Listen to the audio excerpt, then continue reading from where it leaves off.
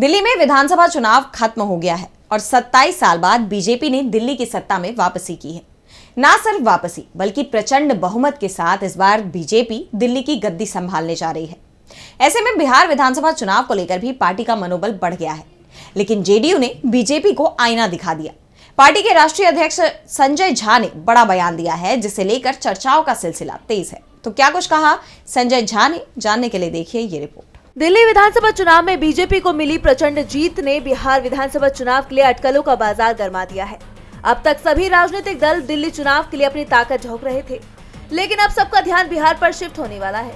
दिल्ली चुनाव के नतीजों को देखते हुए कहा जा रहा है कि बीजेपी बिहार में भी वही खेल खेल सकती है जो उसने महाराष्ट्र में खेला है।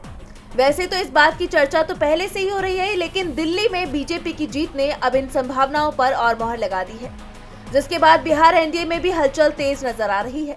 जेडीयू के राष्ट्रीय कार्यकारी अध्यक्ष संजय झा ने साफ कर दिया है कि बिहार में नीतीश का अध्याय न कभी खत्म हुआ था और न होगा।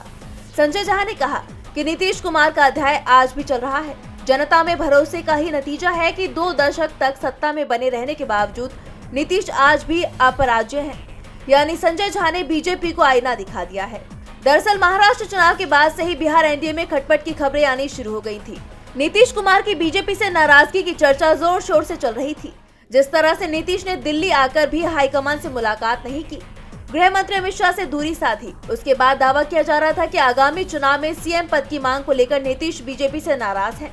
उन्हें डर इस बात का है कि अगर बीजेपी बिहार में महाराष्ट्र की तरह नतीजे लेकर आई तो नीतीश के हाथ से सीएम पद भी फिसल सकता है।